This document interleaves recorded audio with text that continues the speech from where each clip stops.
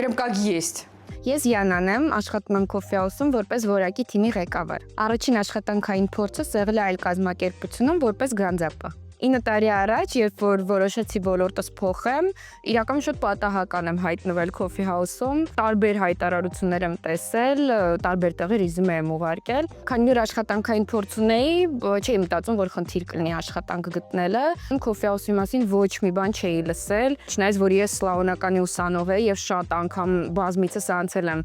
Coffee House-ի կողքով, չեմ նկատել։ Ռեզյումեն ուղարկելուց հետո սպասել եմ մոտ 2 շաբաթ եւ մեր հիմնադիրներից մեկը Հարությունը ինձ զանգահարում է եւ կանչում է հարցազրույցի։ Եկա հարցազրույցին, մոտեցա, ընդամենը 15 րոպե է տևել իմ հարցազրույցը։ Իրականում Նարեկի եւ Հարութի հետ ծանոթանալուց եւ շփվելուց հետո բավականին պատկերը փոխվել է, քանի որ ես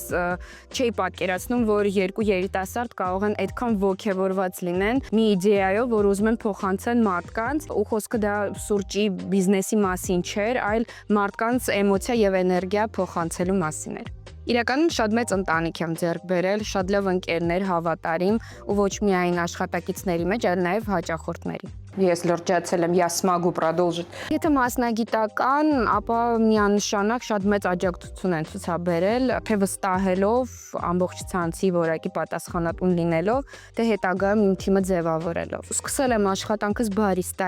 բարիստայից հետո եղել եմ թիմ լիդեր, Թիմ լիդերից հետո նոր տրեյներ եմ եղել, տրեյներից հետո որակի պատասխանատու, հետո արդեն իմ թիմն եմ ձևավորել եւ արդեն որակի թիմի ղեկավար եմ աշխատում։ Я на камеру не могу искренне так говорить. Թե ոնց տենց ստացվեց, կարծում եմ նվիրված աշխատանքի արդյունքում է տենց լինում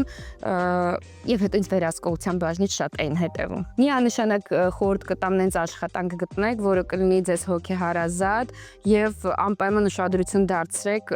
արդյոք այդ կազմակերպությունը հնարավորություն է տալիս ձեզ անձնական եւ մասնագիտական աճ ունենալու։ Кто молодец, я молодец.